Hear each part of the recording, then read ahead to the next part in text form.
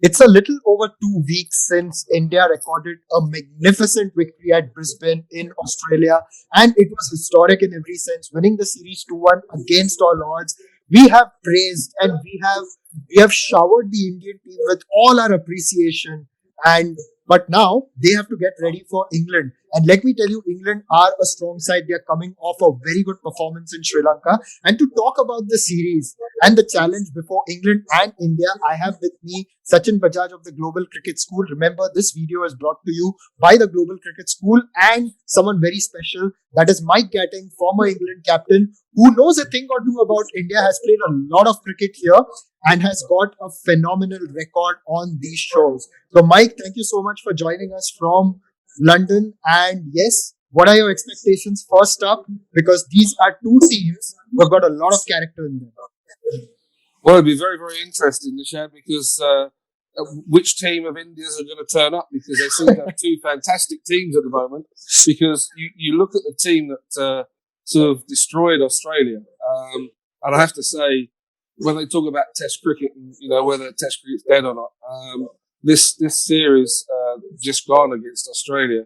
I know you think praise on them, but I have to say it was just outstanding for a team to do what they did. They lost their captain, got bowled out for one of the lowest totals ever, and then to come back and win the series as they did was just incredible. And it does show, I suppose, how far, when you talk about Indian cricket has always been good, but the one thing sometimes they lack was winning away from home, and to win the way they did in Australia.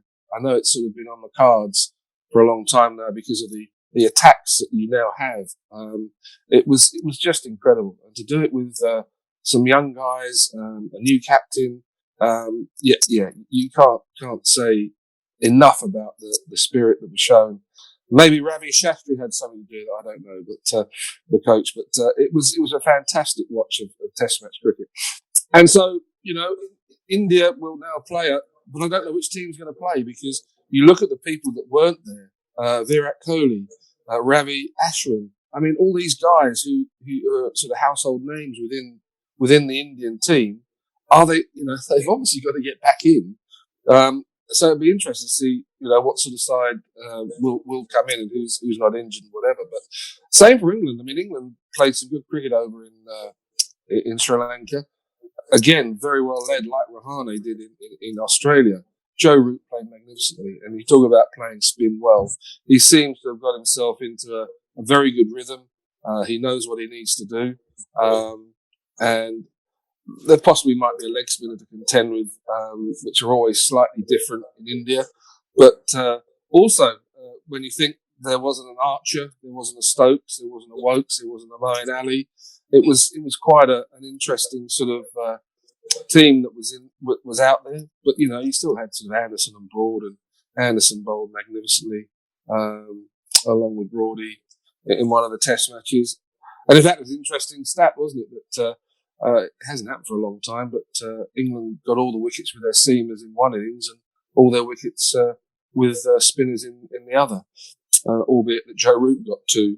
But there we are. I mean, there is a lot of talent in there. And as I say, to be able to leave Bairstow out for the first two Test matches, he looked in good form. What is going to be interesting, but there was no Archer. And obviously Stokes is a wonderful player, and is probably the talisman, a bit like Virat Kohli. But like everything, if people step up to the plate, like Rahane did for Virat Kohli, and obviously the captain did for Stokesy, yes, it's going to be a really, really good series, I think, because it's not often you get to play a series where you've been playing spin and then go to another country to play spin. So I think it's going to be a very, very interesting series. I don't know quite what the wickets will be like at Ahmedabad in the new stadium. So it'll be interesting to see what the wickets are like there. And I suppose you never know quite where else. The wickets, I should imagine, are all going to turn up, I would think. But, when you've got people like Bumrah, Ishant Sharma still to come in, and the guys who performed so well over in Australia, you got to say, well, there's possibly a reason maybe to leave some grass on. But we'll see. I think it's going to be a fantastic series because obviously Virat Kohli will want to make his mark again. I know Stokesy will do, and a guy called Geoffrey Archer might like to make a point too. He's been out of action, and a couple of our youngsters are just starting to come good. Sibley started to play well. Crawley looked like he's there, but didn't quite do as much as we'd have liked. And as I say, you've got the likes of Stokes to come back in, and Rory Burns possibly might get in there too. So yes, I'm hopeful it's going to be another very fine series. And as I say, two teams with huge confidence at the moment, and I think that's going to be a very big point too.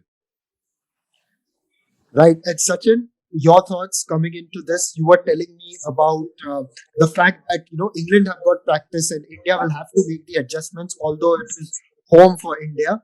Your thoughts on that, and also what Mike has just said about it could possibly be a very good series because both sets of players have got hungry players, right? See, the two things which will be factors for India would be the technical adjustments between Australian and Indian pitches coming back.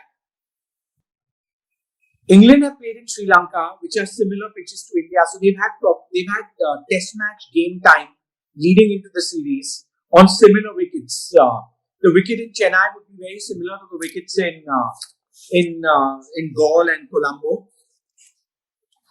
So there would be that the technical adjustments on the pitches and the quality game time that England got would stand them in good stead. Also, the other factor for India is the combination change from what won in that last test.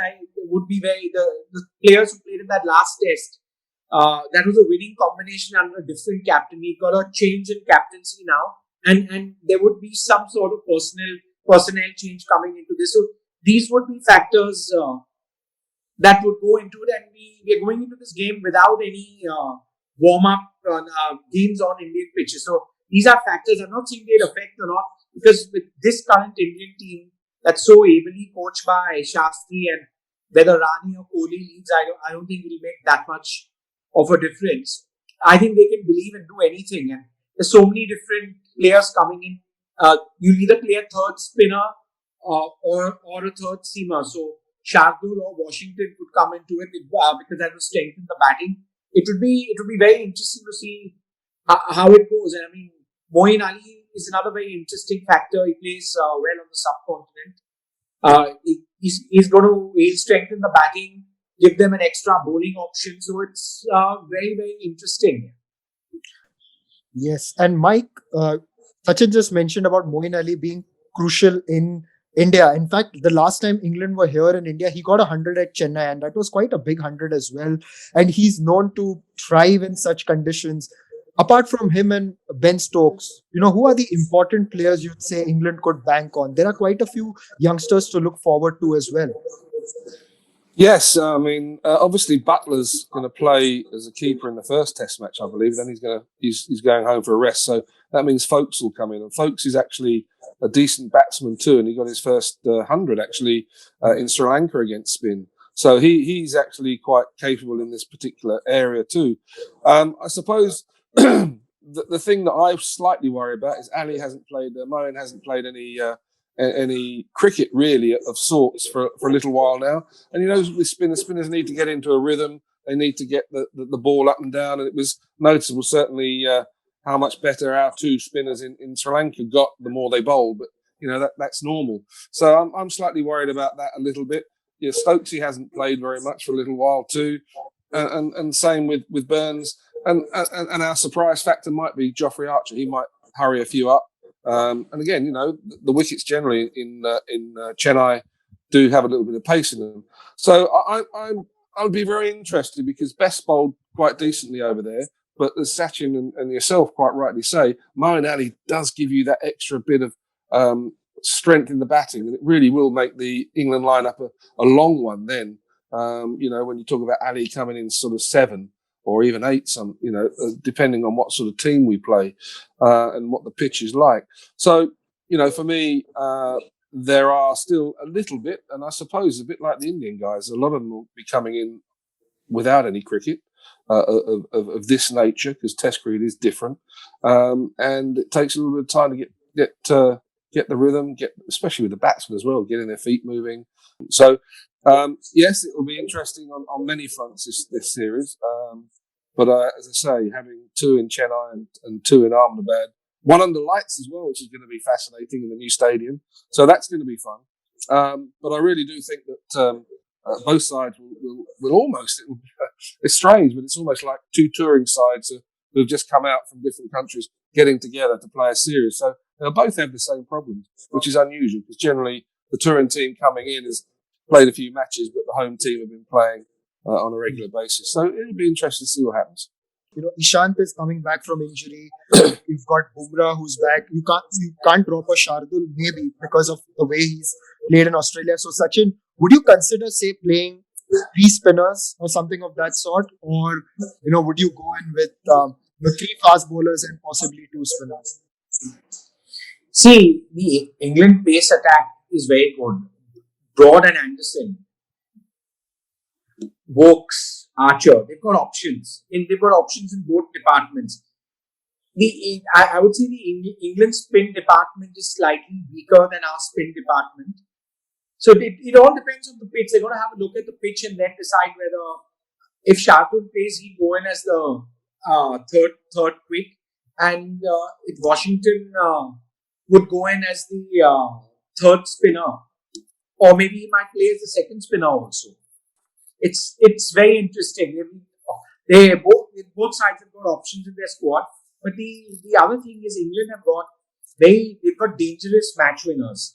So I mean, if Butler bats 100, 150 balls, he's close to 100. Yeah, Stokes bats that much, and these are guys who can come in from any position and turn a game around in an hour and a half. We've got our match winners, so I'd say we are pretty evenly matched in this series. It'll be good, and in Joseph Edward Root, you've got a hard-nosed Yorkie as captain, and in Silverbolt, you've got another hard-nosed Yorkie as coach.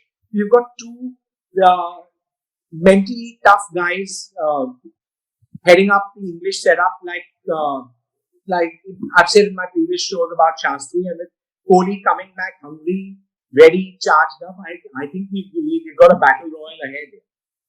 Exactly. And to wrap it up, Mike, I would ask you, what would be your suggestion to England to adjust, firstly, to Chennai, and secondly, your prediction? Because if you ask me, I think the Australia series has shown you can't put anything past any team in Test cricket.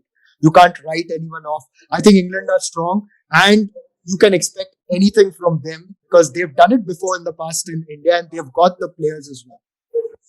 Well, look, all I'd say is that there is always a formula, is win the toss, bat, get lots of runs in India, and go from there.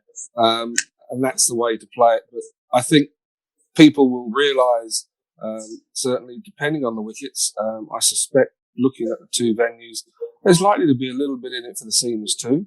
So I think it's going to be more probably like an English wicket than a raging Bunsen, unless, of course, India decide, I suspect, that they want to take us on the spinners, and then that will be a bit like playing in Sri Lanka. So the guys are reasonably well prepared for that, because that's all they've been doing for the last 2 months. So, as I say, I think the pitch will be an interesting part of the game, as will the selection of both teams, and whether they'll bring Ali in for best, having not played a lot of cricket, certainly on the England side. Stokes, could he be the third seamer? And we play three spinners, because the batting lineup will still be quite long. Do we play Broad and Anderson? But it seems that they only play one of them at the moment, and rotate. So, Wokes is another very good cricketer. So if Wokes comes in as an all-rounder, but I don't think in India you can have two all-rounders, unless you really are worried about your batting. But there's a lot in there, as is India. So I think it's going to be very competitive, and I as I say, I'll be very interested to see the makeup of the teams and the pitch they're playing. Very difficult, as you say. Both sides have got lots of match winners in there, and I think that I fancy a draw somewhere along the line would be my sort of indication so far. Right, good call. I think draw is something that even I'm moving towards because I think the Chepauk wicket, not a lot of cricket has been played on it. So possibly we could see big scores and it could be a draw. That's what I feel. Sachin, what do you think? See, another factor for me is the bubble adjusting. How do you adjust in a bubble? What do you do?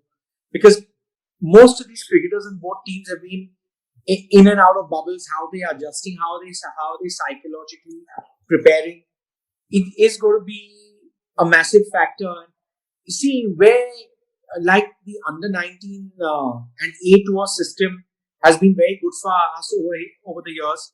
England have invested in sending their players overseas. Whether when Gat was at the ECB, he used to send players off to Australia, to Sydney.